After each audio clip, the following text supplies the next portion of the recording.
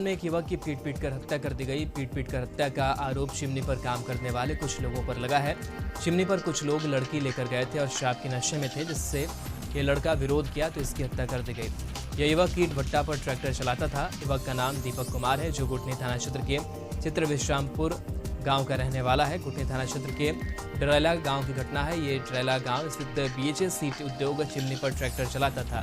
मृत युवक के परिजन ने बताया कि इसकी पीट कर हत्या कर दी गई है। इसकी हत्या ईंट भट्टा पर काम करने वाले कुछ लोगों के द्वारा की गई है, क्योंकि कुछ लोग शराब के नशे में थे और चिमनी पर लड़की लेकर गए थे, जिसका मृत युवक ने विरोध किया तो इसकी पीट कर हत्या कर दी गई।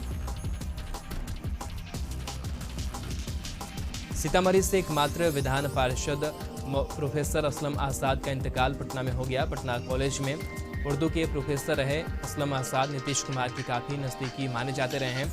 वे सीतामढ़ी के पुपरी थाना क्षेत्र के मौलाना नगर गांव में मूल निवासी थे। शिक्षा विभाग से उन्हें विधान पार्षद बनाया गया था।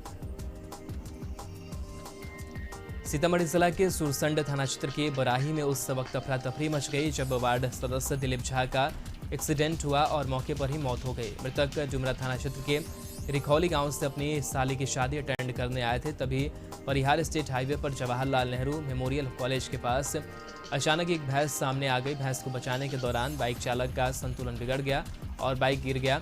बाइक चालक की मौके पर ही मौत हो गई। बिहार के खाद्य एवं भूतत्व मंत्री जनक राम ने कहा है कि प्रधानमंत्री नरेंद्र मोदी के नेतृत्व में देश लगातार विकास कर रहा है।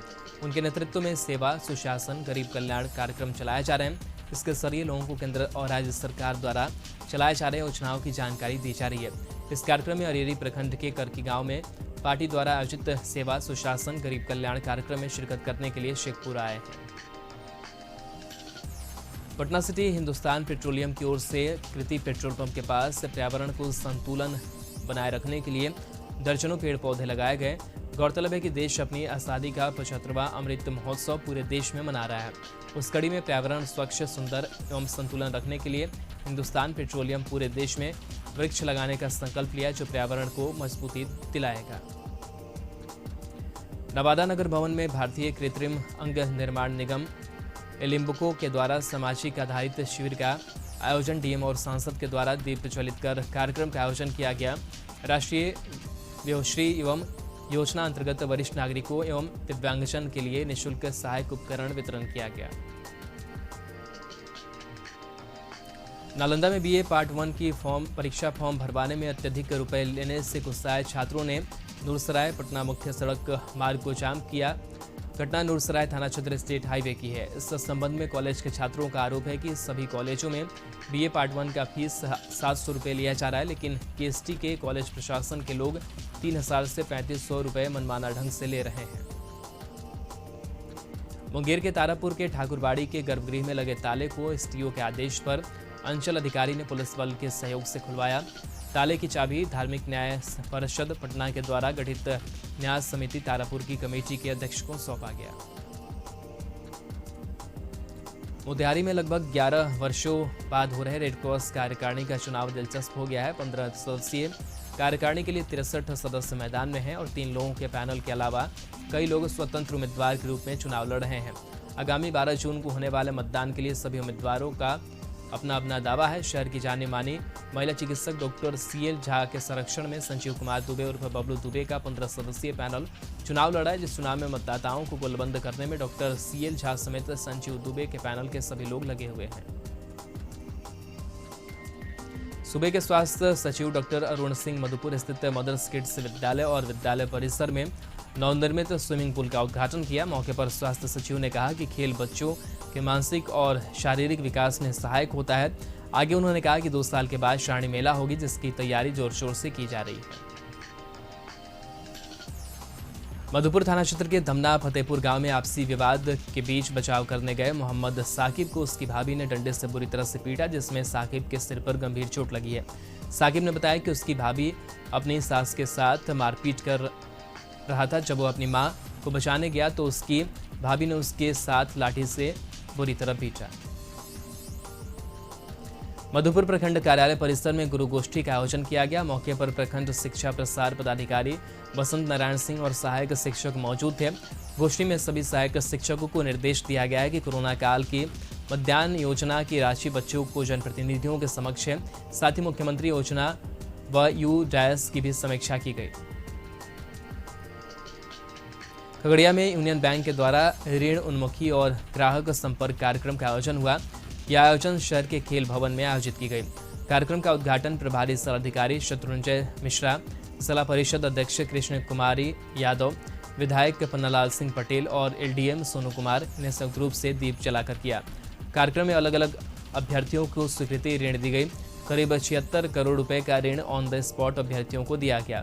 मौके पर जिला परिषद अध्यक्ष कृष्ण कुमारी यादव ने अपने संबोधन में कहा कि छोटे उद्यमियों को बैंक से ऋण लेने में परेशानी होती है, बैंक का चक्कर लगाते थक जाते हैं, लिहाजा बैंक अपनी व्यवस्था में सुधार लाए ताकि लोगों को ऋण लेने में परेशानी न हो। कार्यक्रम में अलग अलग बैंक के प्रतिनिधि, आरबीआई और नाबार्ड के प्रतिनिधि मौजूद रहे।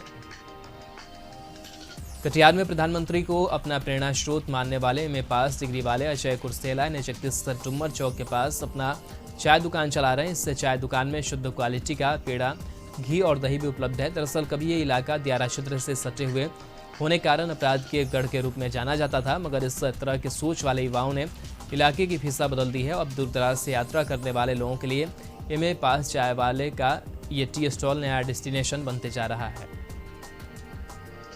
जमशेदपुर में बिजली बिल के गबन के आरोप में कंपनी के कर्मचारी को पुलिस ने गिरफ्तार कर जेल भेजा। आपको बता दें कि 70 लाख के गबन करने वाला एक व्यक्ति को पुलिस ने गिरफ्तार कर जेल भेजा है, जिसको कंपनी ने मिस्कॉन कंपनी बिजली लेकर दुकानदारों को सप्लाई किया करता था और मिस्कॉन कंपनी के स्टाफ अरविंदम बनर्जी अपने ही कंपनी को ग्राहकों से बिल लेकर कंपनी को कम बिल बनाकर दिखाता था और इस तरह लाखों रुपए गबन कर बैठा हुआ था।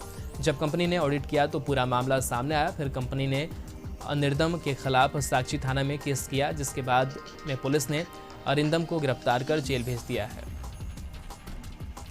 देश आज़ादी का अमृत महोत्सव मना रहा है। उधर इस अमृत महोत्सव के दौरान भारत सरकार की जन कल्याणकारी आत्मनिर्भर योजना को धरातल पर उतारने को लेकर कई कार्यक्रम का आयोजन किया गया।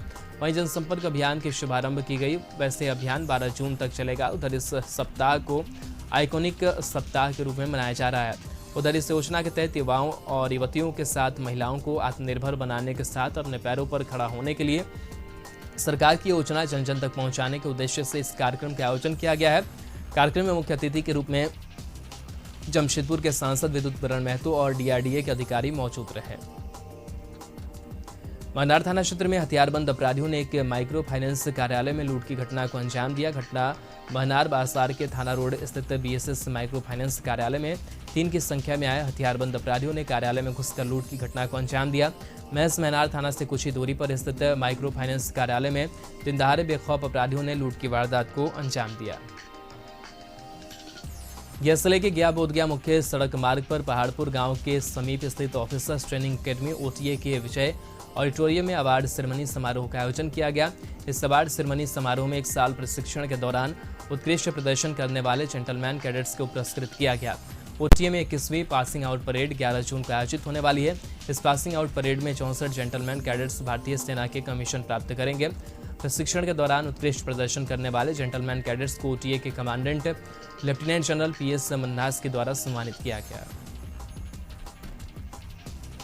चरमुंडी नए अस्पताल भवन में पानी की टंकी से बहता रहा कई घंटों तक पानी। इसकी जानकारी चिकित्सा पदाधिकारी डॉक्टर सुनील कुमार सिंह को दी गई तो आनंद फानन में मोटर बंद होने के बाद पानी सप्लाई रोक पाया। इस भीषण गर्मी में जहां लोग पानी के लिए तरस रहे हैं, वहीं चरमुंडी के इस अस्पताल के लोग पानी को बर्बाद कर रहे हैं। नीतीश कुमार सदियों में एक बार मिलने वाले नेता हैं, गुड गवर्नेंस की मिसाल है नीतीश कुमार, यह कहना है बिहार प्रदेश जेडीयू अल्पसंख्यक प्रकोष्ठ के अध्यक्ष पूर्व विधान पार्षद सलीम परवेज का।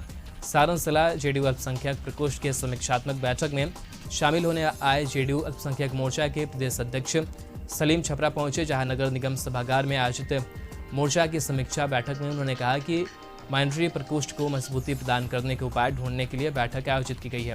उन्होंने कहा कि बिहार में जब से नीतीश कुमार मुख्यमंत्री हैं, राज्य के अल्पसंख्यकों को फलने फूलने का मौका मिला है। नीतीश कुमार के राज में कोई दंगा नहीं हुआ है और ना ही कोई नरसंहार हुआ है। अल्पसंख्यकों को भय छोड़ नीतीश कुमार का साथ देना चाहिए।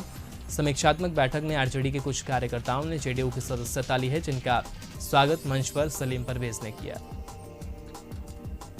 पंचायती राज व्यवस्था के तहत ग्रामीण स्वास्थ्य सेवाओं की जांच करने पहुंचे जिला परिषद सदस्यों की टीम और ऑन ड्यूटी चिकित्सक के बीच नोकझोंक का वीडियो वायरल हुआ।